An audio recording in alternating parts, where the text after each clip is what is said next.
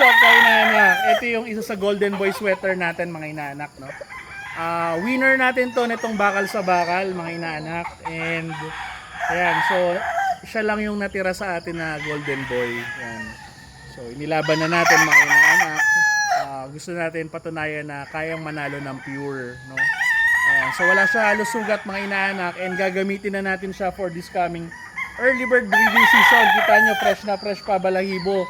Mula ulo hanggang buntot, mga inaanak, di ba? Ayan. So, may mga nagtatanong, gumagamit daw ba tayo ng winner, no? So, gumagamit tayo ng mga winner, mga inaanak, basta naayon sa ating yung body conformation, yung bloodline. Syempre, kung naipapasa ba nila yung winning percentage, no?